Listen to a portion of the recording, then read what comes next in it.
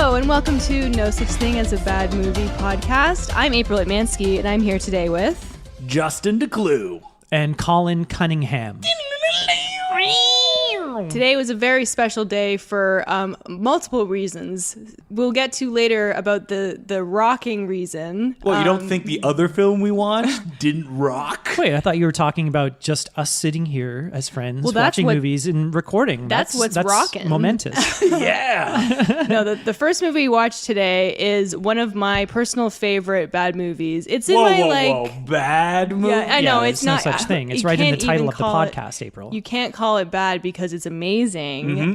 It is Matt Farley / Moturn Media's Don't Let the Riverbeast Get You. Yeah, it's actually directed by Charles Roxburgh, but Matt Farley, a.k.a. Moturn Media himself, he is the face of this movie. Yeah. Now, you gotta go. There's a lot of history to this guy, and you tell us all about him, Justin. You probably know more about him than we do. Well, you can listen to an episode of the Important Cinema Club on Matt Farley. Pause did. it, go listen to it, come back. If you didn't, I'll give you a little bit of a breakdown. And we're back. Matt Farley is a guy who's most famous for writing a ridiculous amount of songs. It's like 19,000 songs or on more. Spotify. Yeah, and the more. way that he does it is that he found out that the albums he made when he was in college were making pennies on Spotify. So he thought, wait, if I make thousands of versions of this, then those pennies will turn into 30 grand a year. Yeah. And through his diligence and just perseverance, he was able to do that. And his songs are his most famous hit, the Poop Song. That's right. And that's by the Toilet Bowl Cleaners. How many He bands has is he in? fake bands, but they're all just him. And he also does really fun, real music, and that always gets pushed away when you talk about the songs. And he also stars, writes, and produces feature films, and he's been doing that since he was in college with his college friends. And this one, Don't Let the Riverbeast Get You, came out in 2012, and it's probably, in my opinion, his funniest film. Yeah, I would say it's his magnum opus. I've seen all of his movies except for some of his early ones. Yeah, he did a lot like Druid films. He was big into Druid. Oh, really? I didn't see the Druid film, although... The Druid trilogy. Oh, wow. Freaky Farley, I think, had wizards in it, and it had a witch. It has ninjas. That one's got everything. That one's not my favorite. I mean, while it's still funny, it gets really slow, but this one is the first one I saw, and my friend showed it to me, and the only thing you could say, the first thing you notice about this film is you don't know if it's supposed to be kind of bad or not, and it's just this tone is so confusing. So something you have to understand about Matt Farley and his friends is that they love so-called bad movies. Like they would have marathons, and they would watch films like The Pit, which, if you haven't seen, is a movie about It's a Canadian movie. It is about a child who has a teddy bear who influences to go drop people in a pit where monsters eat them. It's in the forest in the backyard or something. But the thing that he loves about these movies are all the idiosyncratic little details, like the way people talk, like the dialogue not being realistic, people not acting the way they should. The performances. Yeah, it's not like, ooh, look how bad it is. It's like all about charm and feel and this regional kind of, I don't know, energy that you get in those kind of films like The Pit. Right. Yeah. But the first thing that I noticed, and I think Riverbeast was the first one that I saw, April and I watched it together, is just the dialogue. And, visually it kind of starts out and you're like, God, I've seen a lot of movies that look like this. Shot on mini DV. And, His first, all the other ones were shot on film. That's crazy. And then he went, well, no film festival are playing these films, so why are we doing this? That's crazy. But, just the look of it, and it's like, oh, God, what are we in for here? And, the kind of sound is a little spotty, and the acting's a little weird. But then you're like, wait a minute. The dialogue... The dialogue is the thing that made me crack up the most. It's so funny. It's just like this... and you kind of realize, okay, they're self-aware to a point, almost, and but it's very formal dialogue. Yeah. It's verbose. Verbose and flowery and very formal and almost like kind of archaic. Like, say, people talked like that way in the 1930s or something. No one ever talked that way. That's the joke about it. It's like someone writing English and they're like, this will sound very fancy, not understanding that someone's going to speak it. Like an example would be there's a character who her tutor is like peeping on her, but she calls him an indecorous deviant. And they use these words over and over. They repeat them several times. And we should be clear that Don't Let the River Beast Get You is like a B-movie parody. The plot of the film is that there's a river beast, which is a guy in a hilarious-looking suit. It's Matt Farley, isn't it? It's Matt Farley. It's the director. Probably. It's three different people, depending on what had to happen. And he's going around murdering people. But don't worry, as the beginning of the film tells you, if any parts get scary, there's like a red flashing that happens. Oh yeah, it warns you. to let you know that. The to beginning look of this away. movie, there's a random scene with an old man in a chair, like in a library or something, Reading a book, and he's like, "Oh, hello." No, it's almost like the opening of like Rocky Horror Show, Yeah, where that's exactly what it the is. old man is like, "Oh, you know, like And blah, blah, blah. only he's Prepare like yourself." reading, and you can see his eyes like reading his cue cards off screen. He's a terrible actor. And Well, he's- okay. Whoa. Terrible actors. But it's a Everybody good in thing. this film is not an actor. No. They're Yeah. Matt Farley's friends and family. Yeah. So when they deliver dialogue, especially this like impossible to say dialogue, That's why it's funny. It's so funny because it's a mixture of like deadpan and earnestness because they can't help themselves. It's so earnest, but yeah, it takes on like a new life. I gotta say, it's like, you know, sort of non-actors with dialogue that couldn't be saved really by any actor. No. And it reaches this sort of magical. But when there's like a moment or sincerity tone. behind There it, is, yeah, it's very, very earnest, and I think this that's whole movie is so sincere. In and that we way. should point out that Matt Farley stars in the film as a tutor, I believe. yeah. Well, he's a disgraced tutor. That's right. He's a disgraced tutor who just moved back to his hometown after his band, I'm terrible at all these names. I can't River remember. Mud Boys. The River No, Mud Boys. something yeah. about that. Something like He that. moves back. The town is called Rivertown, USA. That's right. So he leaves because he saw the River Beast and nobody believed him. So he ran out of town, and he lost his like fiance, left him at the altar. Yeah. She's like, you just couldn't forget about this River Beast nonsense. Yeah, so he spends like years in the forest. He lives in this kind of cave. No, with he lives in like it's like a hospital or a prison or something. I'm getting confused with the other movie where he like worked at the hospital taking care of old people. We should point out that Which is part of his real life. Once you get involved in the Moturn Media universe, you're going to see the same actors over and over Yeah. again. often playing the same role. Often I swear, playing like the same roles. The old cop. yes, He plays the old cop in several movies, doesn't he? Yeah, and Kevin McGee too, the big muscle guy. Okay, He usually plays the same character. I want to jump in here and talk about what my favorite part is, which is 100% Kevin McGee. And so Kevin McGee in Don't Let the River Beast Get You plays isn't he the kinda like- of father the girl that he's tutoring. Matt Farley's tutoring. Yeah, Matt Farley's tutoring. But he's kind of like this ex-football player jock. Yeah, he's like this muscly guy. Ex-everything. And that they never say what sport he's a star of. So No. every time you see him, he's playing a different sport. They just call him like a sport athlete. Yeah, Matt Farley always shows up at his house, and he's playing a game with his son. Usually like outside hockey, doing something. frisbee, Horseshoes. And his delivery of his lines is so funny. It's like a weird deadpan seriousness.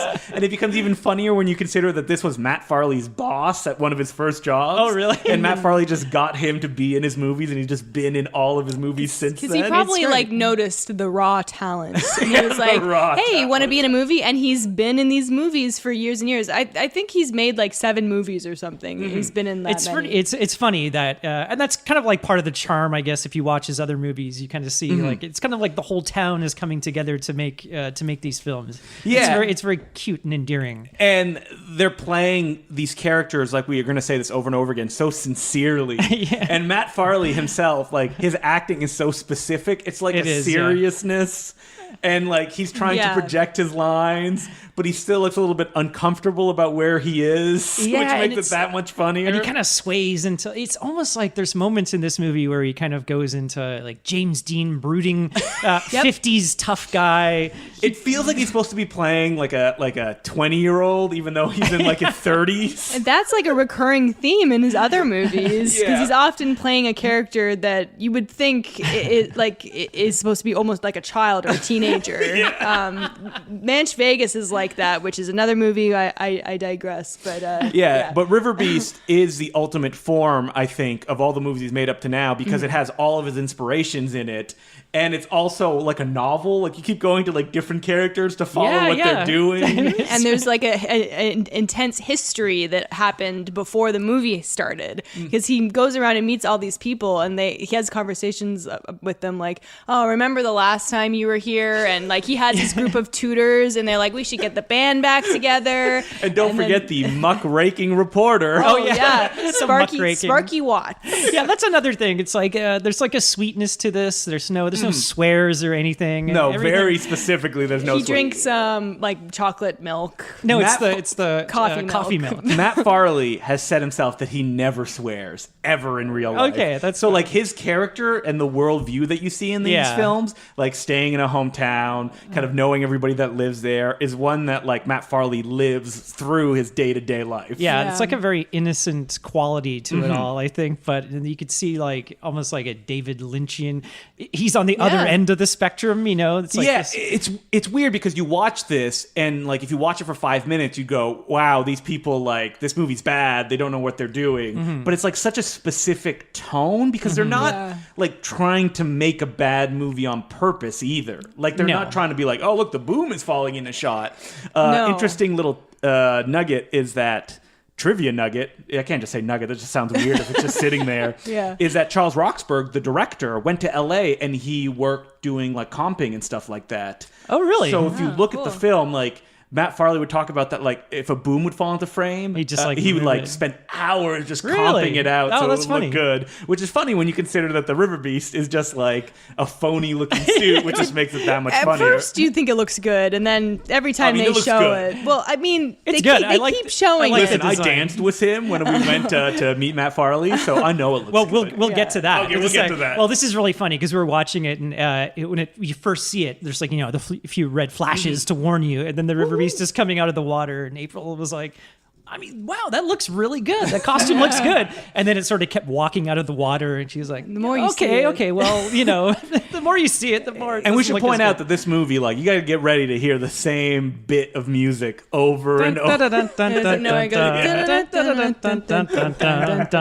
But which is as true of all of the movies that we watch. There's a couple of different incidental scores. I assume all done by Matt Farley. Oh, 100%. And all of them are done just on a keyboard. With the exception of maybe the end credit song sounds like a full band, but it's all just one guy on a keyboard. Don't forget the River Mud Shuffle. I guess there was drums, but it sounded like it was all maybe created on the keyboard. I'm Matt not Farley sure. did it by himself in his home, and then he made everybody the dance River to Mud it. Shuffle, that was good too. But I really like the music, and like I said, even though it has that very kind of singular quality to it, it kind of makes the whole movie like that much cuter. It is, You could see this being almost like a 1950s movie or something. Yeah, that's what it's like, throwing back to like, I don't know, the horror at Party Beach or something like that. Like the Gosh Golly Gee type of vibe. Why I oughta. And they'd always like break into song, like I wish Matt Farley hasn't made like a full-on musical yet. Oh, man. I would love him to do that. That would be great. One day. What was your favorite part, April? Oh my God, so many things. I mean, do you want to pick one scene or? Well, my favorite scene is the popping and locking scene, because that's like that scene should go down in history as the funniest thing that's ever been put to film. So wait, set it up. What happens in the scene? Okay, so there's a character who's Matt Farley's friend, and he's getting back on his feet. He's busking, so he's playing guitar in the park, and just this woman walks up who's just this young lady in ripped jeans and like a hat. A vagabond, if you will. Yeah, you could say that. And she just starts dancing. She just starts dancing along with his guitar playing, and he's just playing like the like most like lo-fi like folk song like stuff, and she starts popping and locking. But it's not even really very good popping and lock. I mean, come on. She's just like regular white girl, but she's doing basic moves, and then she explains what popping and locking It's popping is. and locking. And the way she explains it is so funny. This girl is so good at delivering lines. And side note to that, I think Matt Farley once said in an interview that as far as like delivering lines, like he said that if you have like an actor and they're not trying and they sound bad, like that's just it's awful. But if you are trying and you sound bad, that's what I want. That's what I want in my movie. Ooh, that sounds like whoever did that interview was probably very smart and handsome. Yeah, it's an exclusive interview that who knows where it came from. And Colin, what was your favorite part? Because I know there's a part we want to talk about, but we're just building. Is that what you're going to say? Well, which part? The park? Popping and locking. Okay, well, it deals with this character, Pamela. So she says many times that she's a vagabond, and she kind of like hooks up with Matt Farley's friend. And she says, "Oh, I've got itchy feet. I'm always on the move as a vagabond. I always want to go on to the next town and blah blah blah." You should just use some kitty litter. Yeah, she does. She brings out a bag of kitty litter. Yeah, because kitty litter, I think, is the most useful tool you can have. Yeah, she says it's good for sweaty palms, and he's like, "Oh wow, it'll help me play my guitar.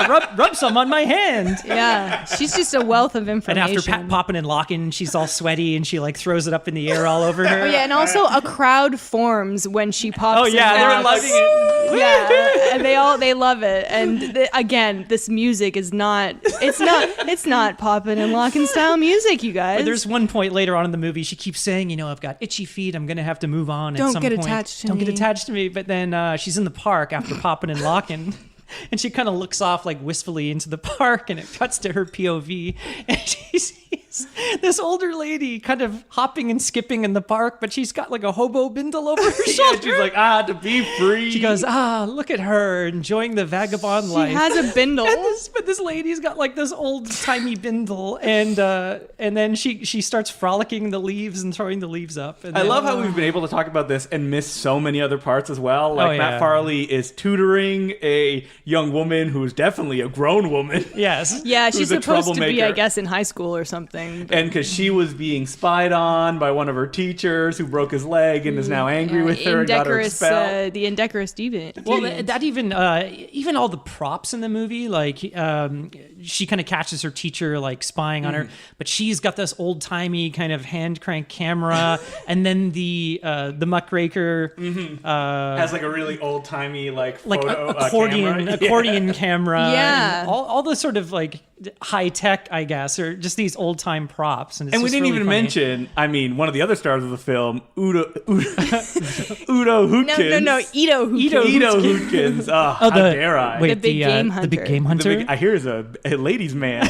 He loves, at one point he looks out and he sees some women in a forest having lunch and he's like, ooh, picnic babe. May I explain? They cut to two women randomly standing in the forest and they're dancing, but they have their index fingers up and they're moving them up and down. It's hard to describe, but that's what they're doing. They're doing a little finger dance, and anytime they're in the forest, they always clothed. cut randomly to these women, and they're always in the forest. Yeah, and they're always wearing the same clothes. And some guy always says like, "Ooh, picnic babes." Yeah, it's like a little runner. Yeah, and he's a big game hunter. Yeah, he's brought in because Matt Farley wants to prove to everybody that the Riverbeast exists, so he brings him in.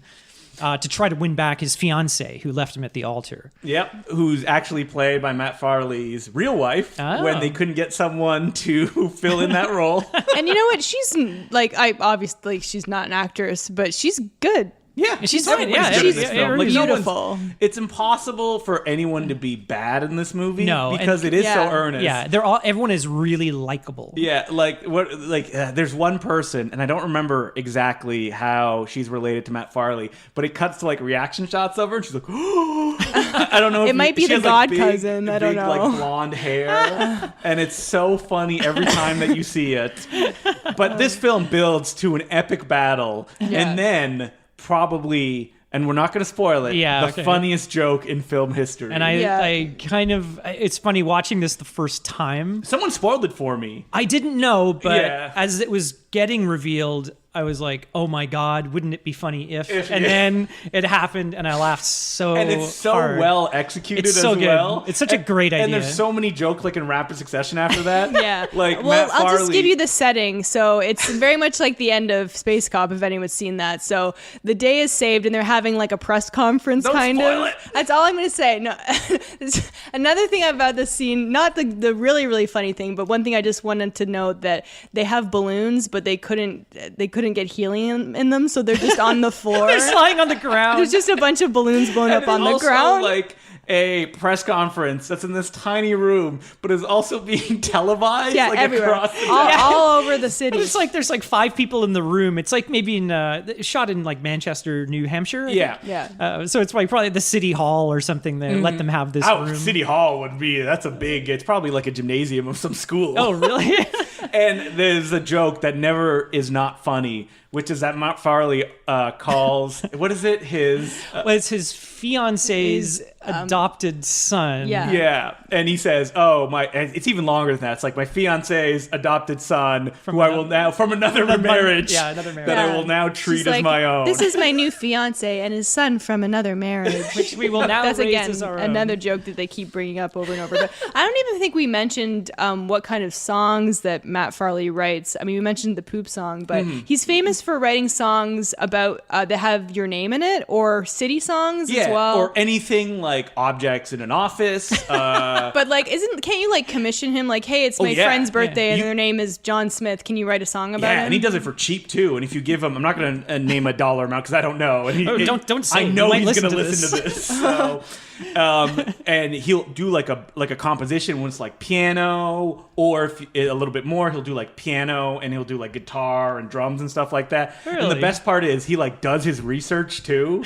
Yeah, if he's writing a song about you, he'll find some things about you and then put them into the song. And like rhyme them, and it's so much fun. Yes, hopefully not there things is that, a Justin the Clue song on Spotify. So if you search Justin my the name, Clue murdered that woman that time. yeah, I'm sure. like, whoa! Is that a sequel to that song? No, Yeah. he was- like Matt Farley cracked a mystery. No, Like, he goes was- through like police records and songs. It's a very personal song. That's what he does as well, and he's been making the news recently because people have been using during prom. He does like whatever it's called. Promposal. Promposals. You're right. And he'll like, That's a good it'll be idea. like, Susie, will you go to the prom with That's me? great. To the That's prom awesome. with me. And like people will make videos of themselves like singing that song. Oh, that's awesome. Wow, I thought you were just going to say that kids were saying to their Alexas, play the poop song. Oh, well, they do that. And then the song plays. They do that. They do that. And then he gets money. Yeah, the doo-doo song. He should write that one as well. Yeah, he gets Oh, money. man. Just see but the dedication to just sit there at a keyboard playing like 3 chords and Yeah. have to be like. And I think that's what he does, like for to make money. Yeah, that's his full-time job now. Boggles the mind. It's great. He says Good that on he him. lives in fear of one day Spotify changing their rules. Oh, no. Yeah. Because they did eliminate songs with famous people in the title. Because he would have songs like Scarlett Johansson farts, Scarlett Johansson farts. I mean, if this Matt Farley character really interests you, I would recommend checking out a movie he made called Local Legend, which is essentially like a weird Woody Allen black and white semi autobiography of like what his life is like, writing songs, making movies. Right. It's really, really, really funny. And so like I would recommend that if you want to get into his world, watch Don't Let the Riverbeast Get You, Local Legend, and then Monsters, Murder, Manch Vegas. I would honestly say probably Slingshot Cops, and I know it's not. Yeah, I really I like Slingshot Well, that's Cops. really Really just all funny. his movies. I think that's more accessible for anyone just sort of Don't Let the Riverbeast Get You? No, dipping their toe. Riverbeast more, first, I would say. I would say so, but I'm just saying, if people are just dipping their toe, if they're, trepidatious about this, They're then dipping their sense foot. I feel like That's a joke for all you Farley heads out there. but I mean, I know usually we say this at the end of the episode, but Don't Let the Riverbeast Get You is available for free on YouTube, and it's through a distribution Legit. deal. I can't remember the name of the channel. It's if like you're on horror Amazon monster. Prime in the US, unfortunately Canada doesn't have this, you can watch all of his movies. And if you watch them on Amazon Prime, money goes directly to him and Charles Roxburgh and the other cool. people that made the movie. They're all on there, eh? I thought it was They're just all on Slingshot there. Cops. Well, speaking of songs, we have to mention the song that this sort of breaks out into a musical at one point. Oh, what? Don't Let the Riverbeast Get You? Yeah, The Wedding. Yeah, we mentioned it. So there's this character named Hi Hat Harry who refuses to play at the wedding. They're like, "Hey, if you don't pay, we're not gonna play." But he and they're has- like, "Well, we're not gonna pay you if you don't play." This is like the wedding held in a backyard, and then Hi they Hat run it. Harry. He's like the sort of dodgy looking kind of LA gangster type, and he's already set up his instruments. But he says, "Hey man, if you don't pay, I won't play. But he leaves the instruments and goes back to the van. And then Matt Farley and his friends are like, hey, come on, let's reunite the band. And then they do like a complex dance that everybody knows the moves. Everybody knows. And then the other band members, they're dancing too. Everyone's loving it. Like the hi-hat Harry and his friend. The River Mud The Shuffle? River Mud Shuffle. The River Mud Shuffle. Yeah, it's very catchy. It's very fun. It's like a good little scene. Do the River Mud Shuffle. It's like a wedding. It's like made for weddings. Your first song, your first dance, the River Mud Shuffle. It's like an outdoor backyard wedding, and I could just imagine what the neighbors are thinking. Like, what the heck? I'm sure they're used to it. I believe that's probably Kevin McGee's house. Okay. Because that's where Matt Farley would shoot a lot of stuff. Okay. Matt Farley's great because if you listen to him talk about making movies, like he's so kind of nervous about like how the experience everybody's having and like making sure everybody's okay. Like I know that wedding day went something like 8 hours and he's like, I can't believe I'm keeping everybody here this long. Yeah, because they're not actors. They're all just coming out of the goodness of their heart to be in a movie, right? And you know what? You set up a food table and keep potato them fed. casserole. Potato casserole. Yeah, you can't eat all that potato casserole. Hey, if I want more potato casserole, I'm gonna get potato casserole. That's your fault. I was waiting to be called up. Anyway, We're just gonna quote. We're just quoting don't the let movie. Riverbeast get I you. hope that we're really getting across how great this movie is, and Matt Farley's lack of web attention has always baffled me. that's why I wanted to do this on this podcast, because we really got to get the word out there that this movie is hilarious and everybody should watch it if you're a fan of any of these types of movies. And I would be a little bit nervous about doing Don't Let the Riverbeast Get You on something that, a podcast like this that talks about not bad movies. But when I interviewed Matt Farley for a podcast, he said, no, I don't care. As long as you're talking about it. Like, he wants I don't to be care, on, just please watch my movies. yeah, like he wants us to doesn't talk care. about him on how did this get made? Like he would love for his movie to be talked about on that. How did this get made? Only he was on Jimmy Fallon. Yes, he was on Jimmy Fallon. What ended up happening was Jimmy Fallon, I don't know how it came up, but they do a bunch of bits in rapid succession, and they found this song called Pizza Hut's turned into something else. It used else. to be a Pizza Hut, it'll always be a Pizza Hut. Oh, right, okay. And I think they just found it on Spotify, and they found Matt Farley's contact information. They called him, and they're like, "Hey, do you want to come down to New York and play this song on the show?" And he was like, "What song?" And they're like, "The Pizza Hut song." He was like, "Yeah, sure, whatever." And he had no idea what they were talking about. Which one? I've got 3,000 Pizza Hut songs. Yeah. And he went on Jimmy Fallon, and he sat at a piano, and he played the song, and the Roots went out to a commercial playing that song that he wrote. hilarious. Whoa, that is pretty cool. Yeah, that's amazing. And as we hinted at, Matt Farley never plays live, except once a year he does a 5-hour concert. This is crazy. It's Moturn Media Day, and he gets all his band members and they're all friends from college. But what he ends up doing is he does it's 5 sets, and each set is different. So one set will be him at a piano, one set will be him and another guy doing a bunch of songs, or the full band, and he does sketches throughout the entire It's thing. like a variety show or something. Yeah, it's essentially a variety show, and it cost almost nothing to go, and every actor from the movies is there. Because they're all his friends and family. So it's so weird to man. And you've been. I've been. I went with last year. My partner Emily and my friend Peter Kaplowski. And Matt Farley, he's so nice. He comes and talks to everybody after the show. The next day, we went bowling together. Well, doesn't he give tours as well? Yeah, he gives walking tours of Manchester, where he lives. I think he did it once. And I thought that was a regular thing. well, you'd have to have lots of people that want to do it to make it a regular thing. But Peter said that not only was it a walking tour of all the locations from his movies, but you'd be like, oh, wow, look, it's Kevin McGee, the actor. He just must be walking by. And it was obvious the person was standing to the side and waiting to come out. When Matt Farley, and he's I love it. hello, Matt. How is it doing? I haven't seen you in a long time.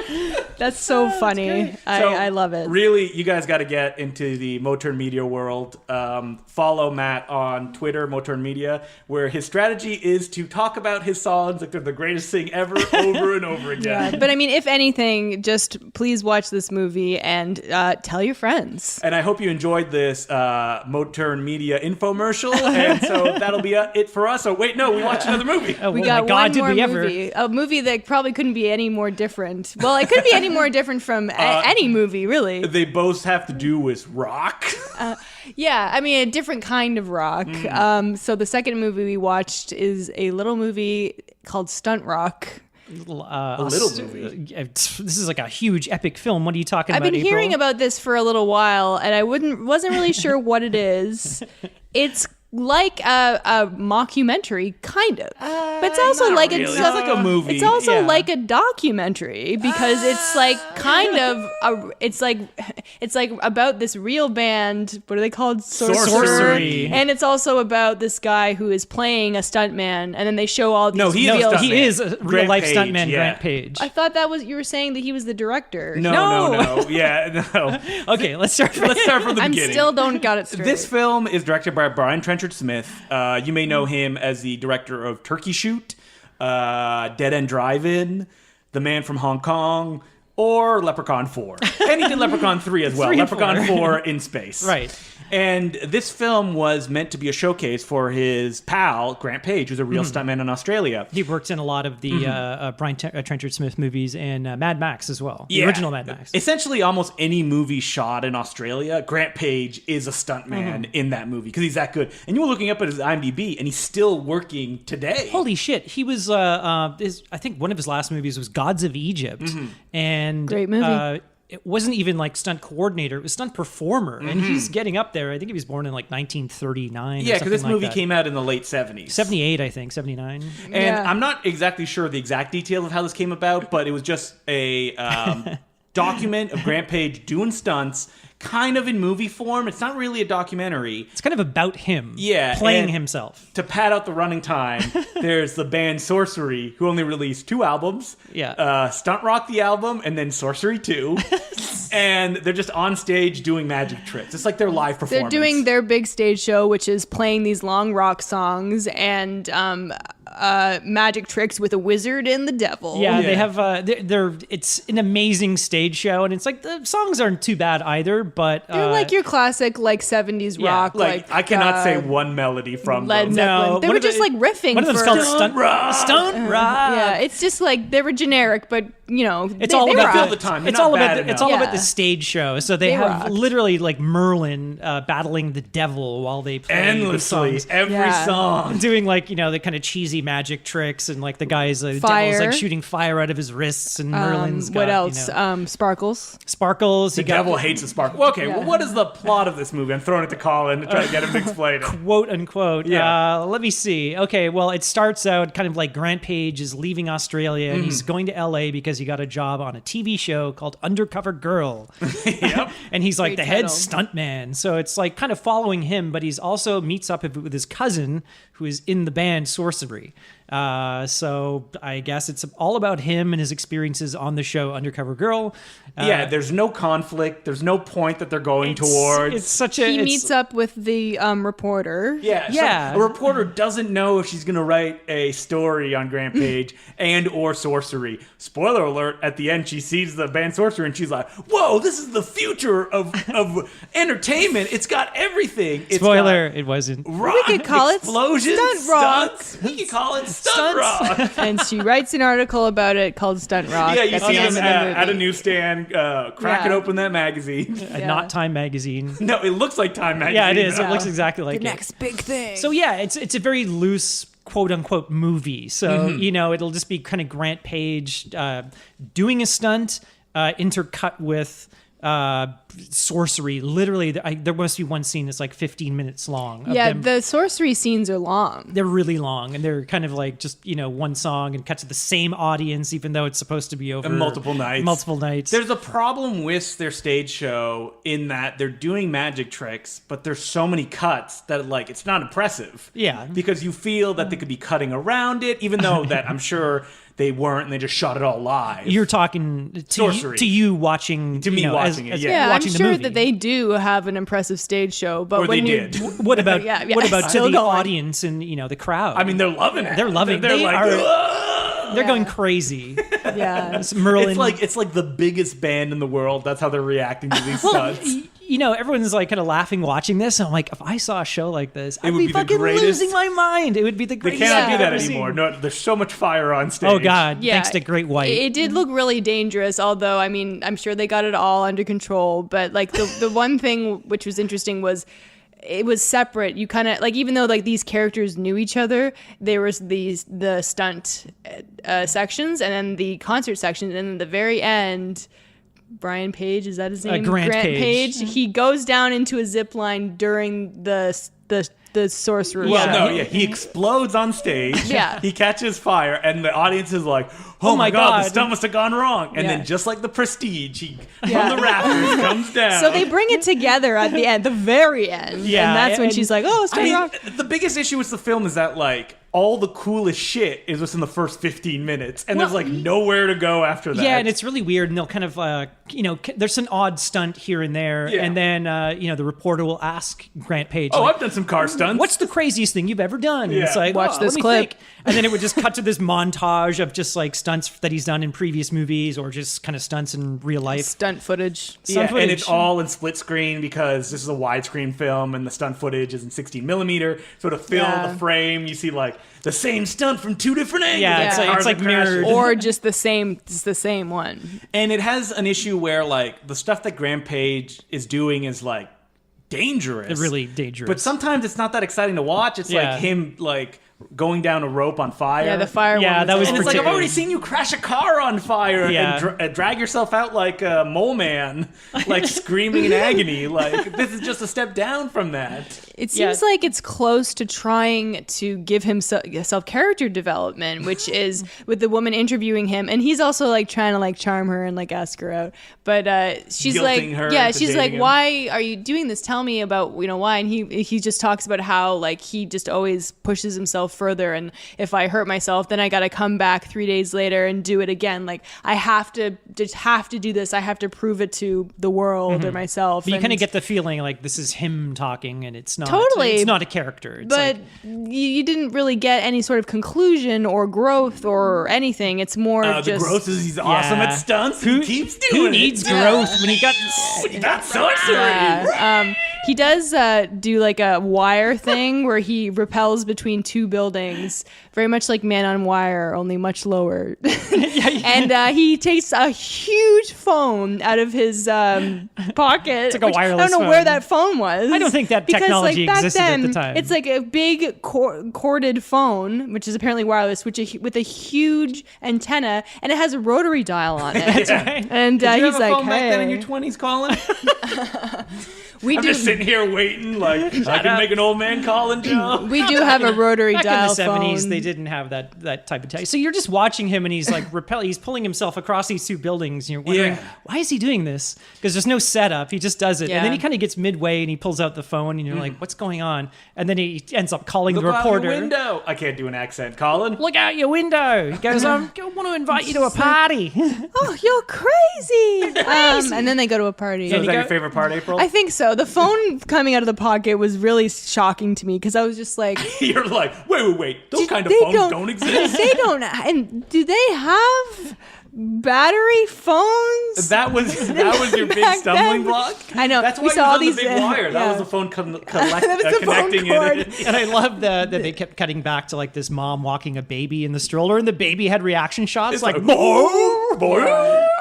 Not that many people noticed that he I was. wish there were more repelling. like integrated stunts in the movie like that. Like that Okay. someone would do it. Now, I Yeah. misunderstood. Okay, I first heard about this movie Because of the watching. amazing trailer. No, I watched a documentary called Not Quite Hollywood, which used to be on Netflix years ago. Yeah, a You might- documentary about Ozploitation. which is fantastic, which is like all about the Australian film industry, and they cover like the films of Brian Trenchard Smith, and he talks about this movie briefly, and then they kind of show snips from the trailer.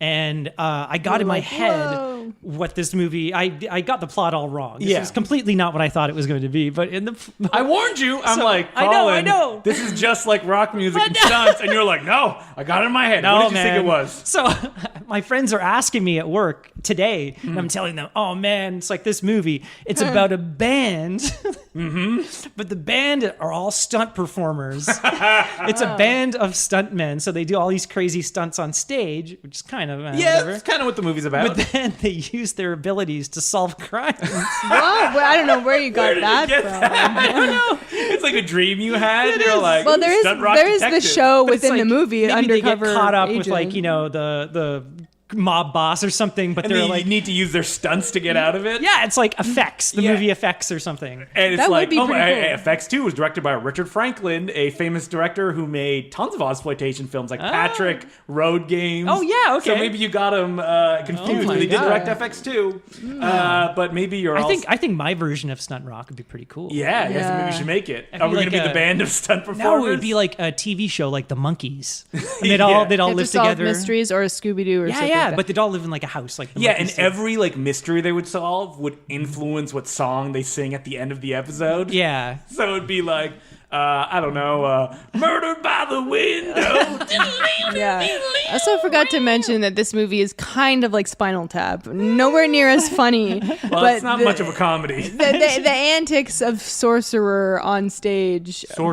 Sorcery were very reminiscent of Spinal Tap. Yeah, it's like the Merlin outfit especially is hilarious. He looks like the Stonehenge.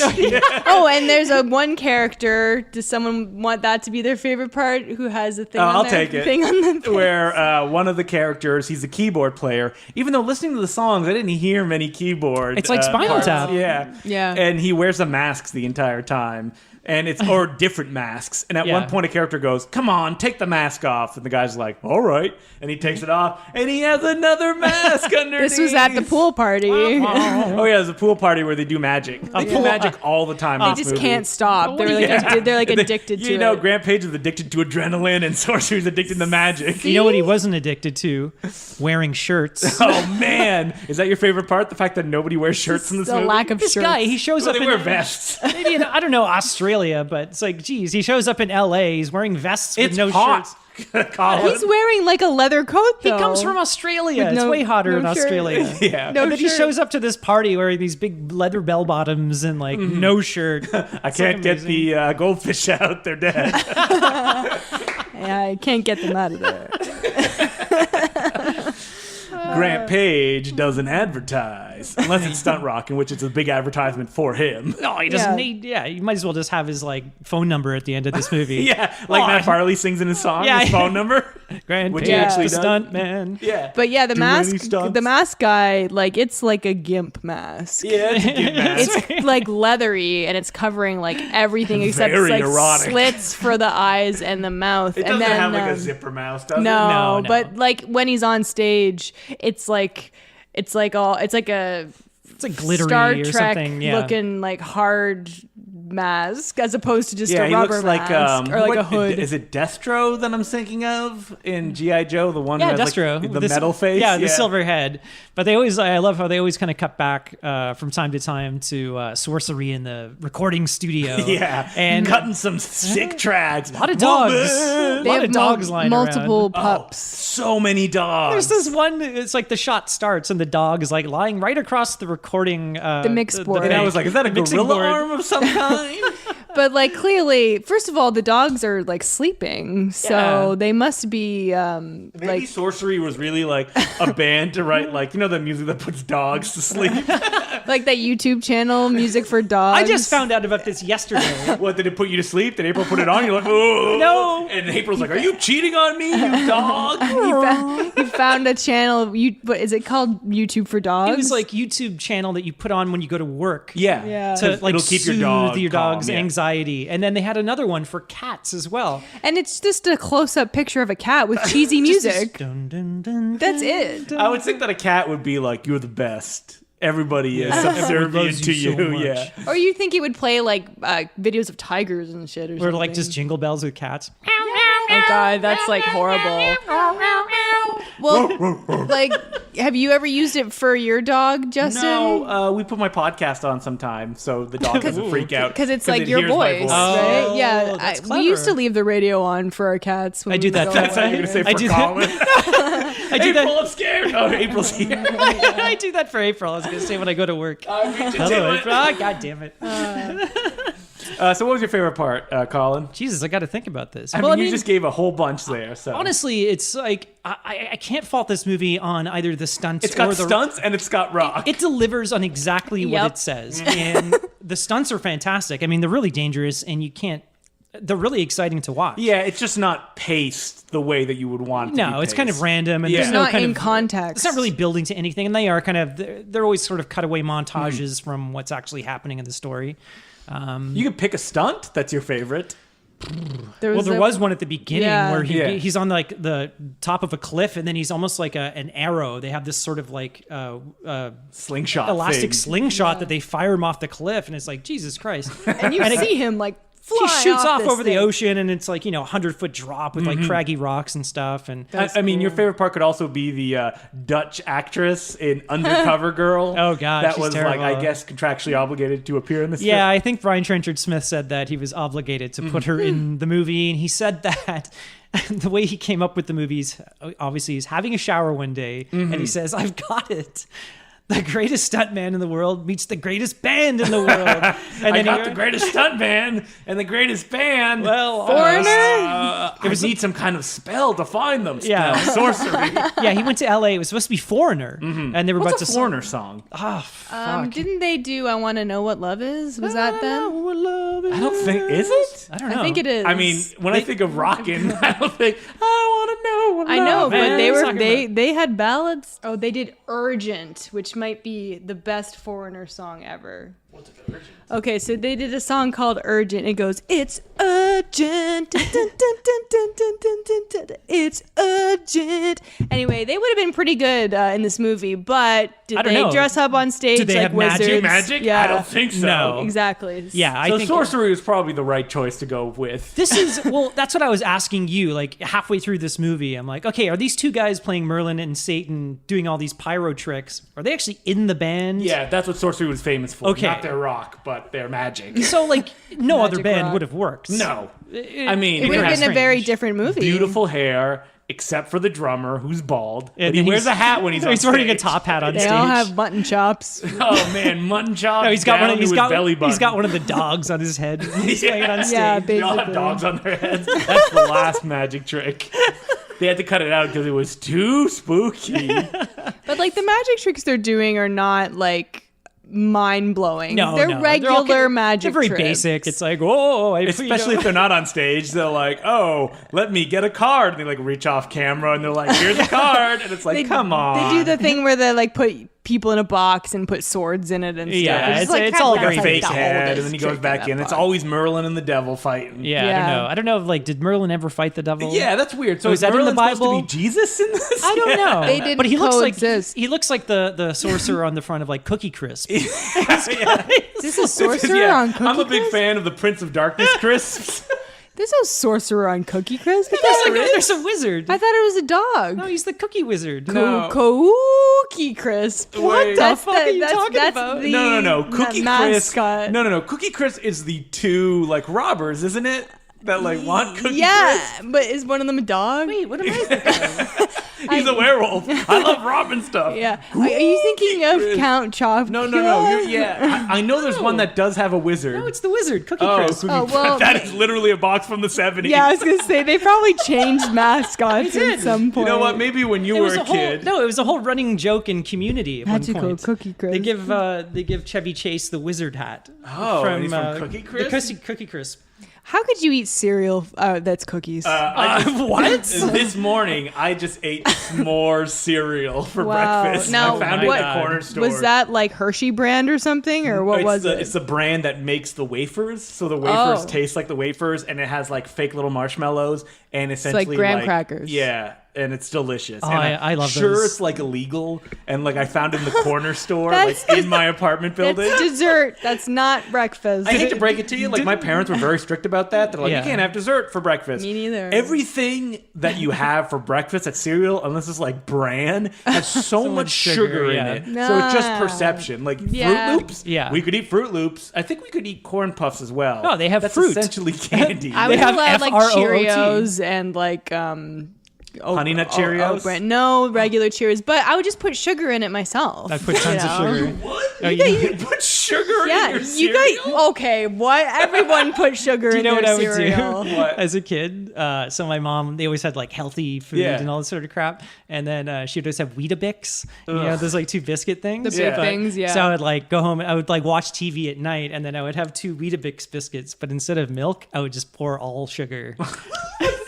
But like, I didn't you never need? added sugar to Didn't you anything. need milk to kind of No, soften I just it? ate solid sugar, spoonfuls of sugar. Why would Oh. you even put it in the Weetabix? Why not just eat sugar out of the bag? Well, I gotta tell you, Cheerios with brown sugar is so good I used because to- at the bottom it's like. I have these sugary memories milk. of my mom getting, and I don't know if it exists anymore, but it was Rice Krispie Square cereal. Ooh. So it was I like never heard chunks that. of Rice Krispie Squares, and it was so good. That would be because it's like good. marshmallow. Because it's like right? marshmallowy and it's like stuck together. Yeah, you know what I and love? I've never seen that on the shelf since. I love then. those the freeze dried marshmallows that they have in like. freeze dried. Oh, Well, you just mean like Lucky Charms. Lucky Charms. Or Yeah, like whatever, anything, yeah. like Count Chocula. I mean, I love Cookie Crisps, But and just- they not Cookie Crisp. What is it? The one that cuts your Captain Crunch. Captain Oh, Crunch, yeah. That cuts the top of the roof of your love- mouth. Oh, it just I used to destroys the love roof of your corn mouth. pops too. I feel Same like we've thing. had this conversation about Captain Crunch before. I think everybody has I think because that was it's your on this other. That was your podcast. other podcast. well, okay. corn pops used Yeah, to be that was very my different. Serial Killers podcast. But anyway, We talked mail- about our favorite cereal mascots. Tweet at us if you used to put sugar in cereal. Because come on, I used to know. Oh, a I used girl- to all the time. Hey, you guys remember Harvest Crunch? No. It's basically like granola. Okay, so you were yelling at us for having no, I- like, candy for breakfast as you're pouring a bag of Yeah. sugar down your throat. I know. But I have a friend who used to put chocolate chips in her Harvest Crunch and eat it. That's fine. So that's okay, but Perfectly pouring normal. sugar I mean, on I it used to is have bad. Eggos. Oh yeah. And my mom yeah. would not get me Count Chocula, which I wanted so bad. And those Dunkaroos. All my friends had Oh, Dunkaroos. You know what the Dunkaroos, first thing I yeah. did? This is like the when I bought this house, like when I first moved in. Oh, I don't know. You got naked in the I middle? no, I bought Count Chocula cereal. Well, 'Cause okay. it was my because first. you were like, I'm it was my free. first place. It was So just wait, like- so you moved from your parents' house to living in this? no. I lived with a No, he roommate, had but roommates. And your roommate's like, no Count Chocula. That's just sugar for breakfast. no, I couldn't buy anything good there because he would just eat it. Okay. So this was my first. This He is was my, a monster. This is my first place, and a vampire. yeah, I used to have like Count Chocula, and I would just eat it all the time. I'm like, You're like, man, freedom! I can eat whatever I want. Bacon, Count Chocula. Suck it, mom and dad. You're like buying Weedix, just covering it in sugar. Yeah, just like cut to like me 2 weeks later with like diabetes and like heart disease. No, I wonder if Dunkaroos is that a Canadian thing? I don't know. Tweet at us It was if weird you're from because the it was States. like a mascot, like a kangaroo mascot, Kangaroo, telling yeah. you to eat like his paws. He's like, Yeah. eat my paws. We're bringing it back to Australia because it was an Australian it? kangaroo. Yeah.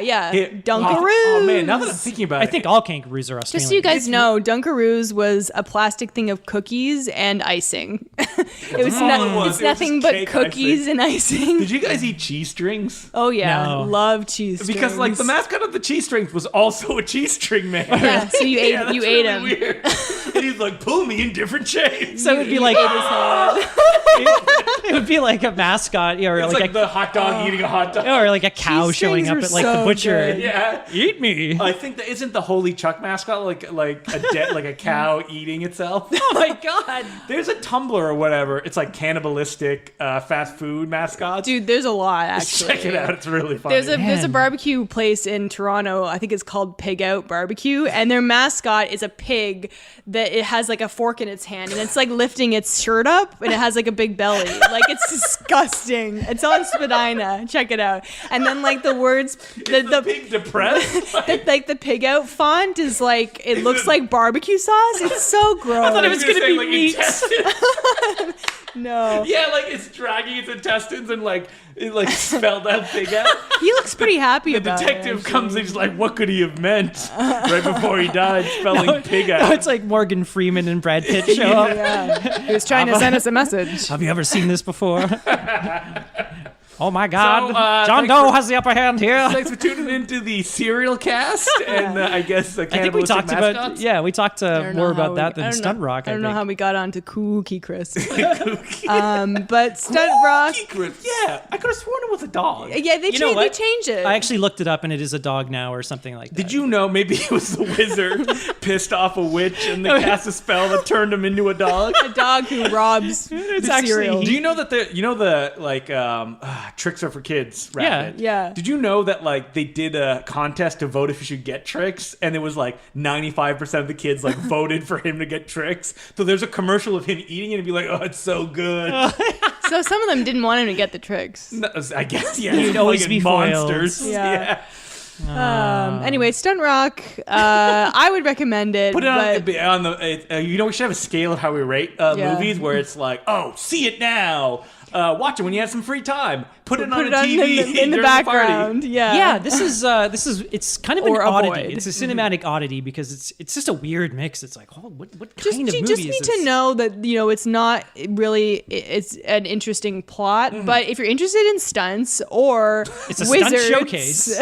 Or rock wizards, and roll. rock Or and roll Merlin. wizards, I definitely would recommend it. It's only an hour and a The half. Merlin file. The Well, I music gotta say, is good. it's 86 minutes, and I said to You you felt guys, every minute. Holy jeez, Just feel a little long. it felt long. But you can get Stunt Rock with commentary by the director Grant Page and the star as a bonus. the on the director Brian Trenchard Smith. Yes, the director of Brian Trenchard Smith.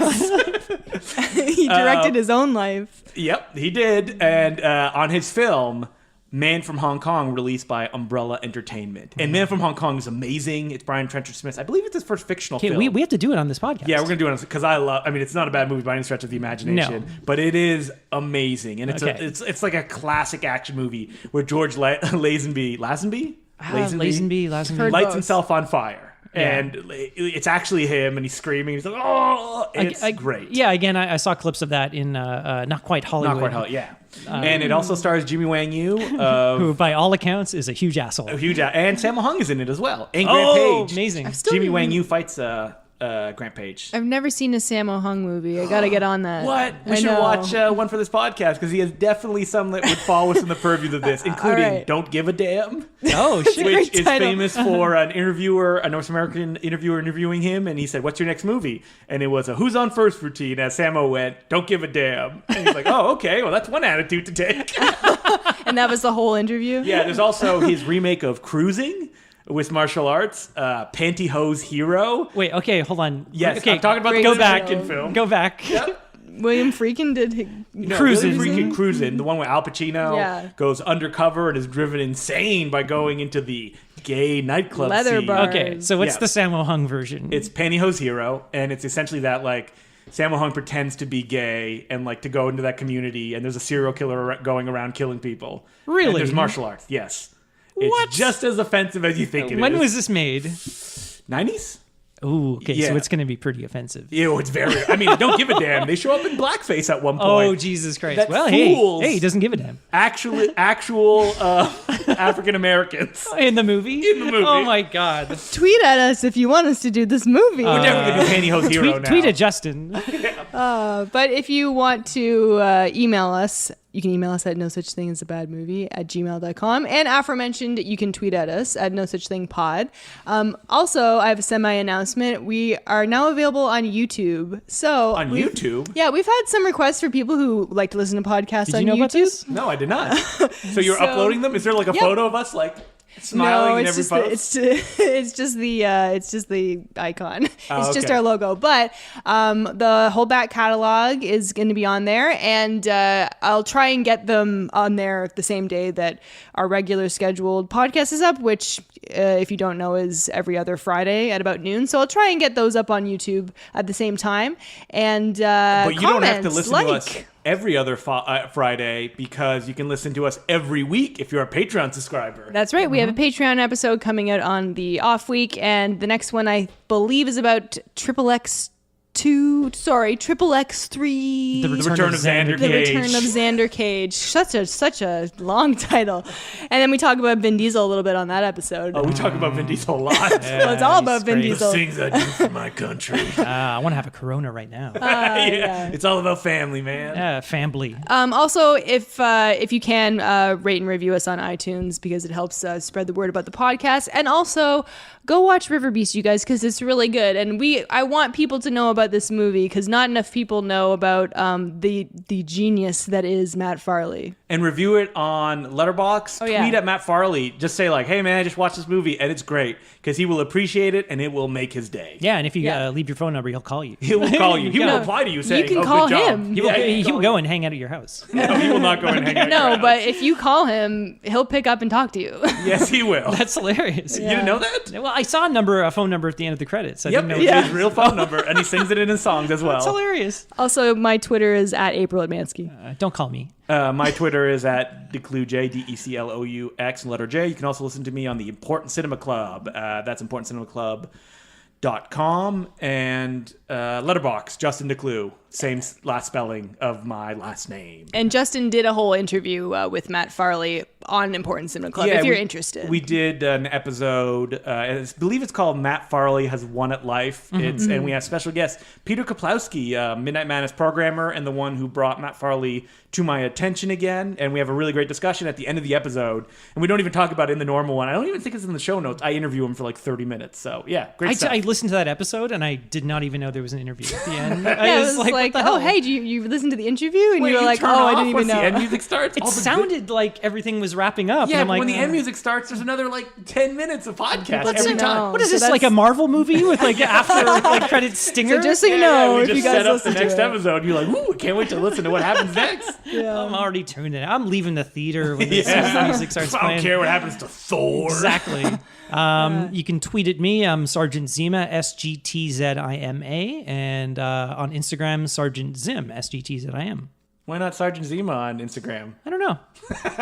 That was taken. No, I think I did the Instagram first, and then I you tried to go to should do Twitter. Sergeant Zima 69 if you could. That was my Twitch handle. Was I'm not even joking. It was. You know, it was a funny joke. Like I'm like, no one's ever. That was never a No, it's funny like joke. no one's ever going to see this because Yes. I'm not going to whatever. And then the Red Letter Media guys started doing Twitch things, so I would show up in the comments, and people start talking to me, and I'm like, oh god, it's Sergeant Zima Wait, 69. Twitch isn't that the thing to like watch? I feel like 100 People year old play man. video games. games. Yeah, that's it. Wait, why don't you think anybody was going to watch you if like you got I don't a know Twitch why I handle? signed up. It was probably just to watch, but I never watch thought I would other actually people. be talking to people in the Yeah. comments.